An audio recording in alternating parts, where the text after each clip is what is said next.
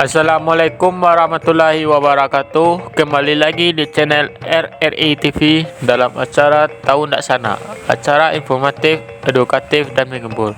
Apa kabar sanak semuanya? Semoga sehat-sehat saja dan yang sakit semoga cepat diberi kesembuhan oleh Allah.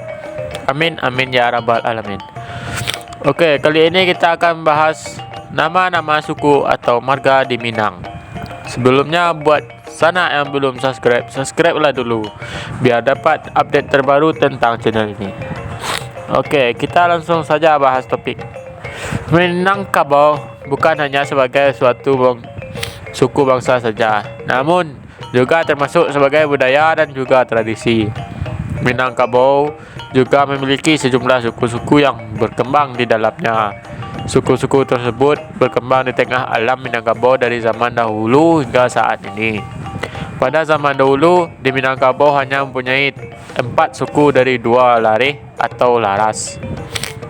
Dari laras Koto Piliang yang digagas oleh Datuk Katumanggongan mengalami perkembangan menjadi suku Koto dan Piliang. Sebaliknya dari lareh Bodi Caniago yang digagas oleh Datuk Perpetih dan Sabatang melahirkan suku Bodi dan Caniago. 4 suku tersebut terus berkembang seiring berputarnya zaman. Suku-suku itu juga berkembang dengan berbagai faktor. Pertama, setelah bertambahnya jumlah penduduk serta mulai merak lahirnya kampung-kampung baru di Minangkabau. Perkembangan budaya juga turut memberikan dampak atas perkembangannya 4 suku tersebut. Berjalannya waktu, 4 suku itu kemudian berkembang lagi dan melahirkan puluhan, bahkan ratusan suku-suku kecil di dalam Minangkabau. Bersumber dari buku karya Amir Syarifudin Tanjung A yang berjudul Minangkabau dari Dinasti Iskandar Zulkarnain sampai Tuanku Imam Bonjol. Pertama, suku tersebut memecahkan diri sendiri, yang mana masyarakat asli dari 4 suku itu sudah berkembang.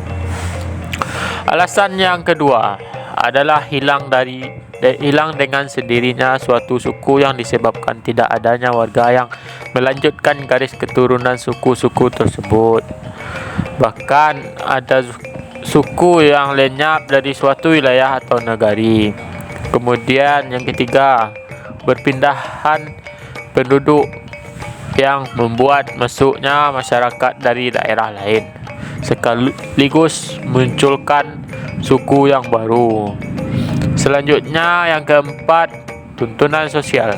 Maksudnya hal tersebut muncul yang disebabkan oleh beberapa faktor seperti masalah perkawinan, larangan kawin satu suku, serta berbagai faktor lainnya. Hal itu membuat suatu suku berkembang sekaligus memecah sukunya sendiri menjadi suku-suku yang baru.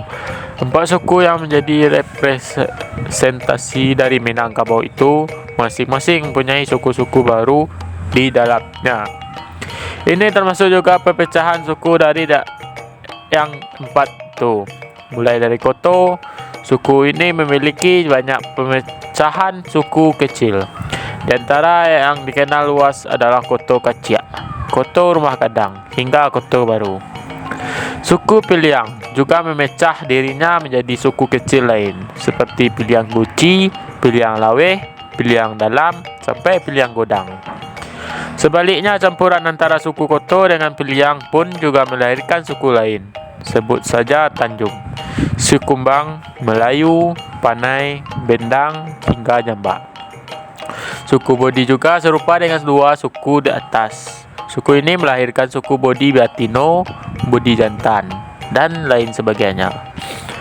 Begitupun juga dengan Caniago, turut melahirkan suku Caniago Bawah, Caniago Bawah, sampai dengan Caniago Tigo Ninia.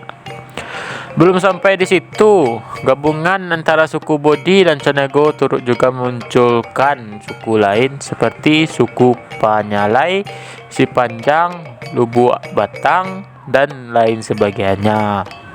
Demikianlah bahasan kita kali ini, semoga bermanfaat. Mungkin di lain waktu kita akan bahas lebih lengkap karena yang di atas itu belum lengkap. Jangan lupa like, comment, subscribe, dan share sebanyak-banyaknya. Dan jangan lupa follow juga medsos kami di bawah ini ya. Kami akhiri, wassalamualaikum warahmatullahi wabarakatuh.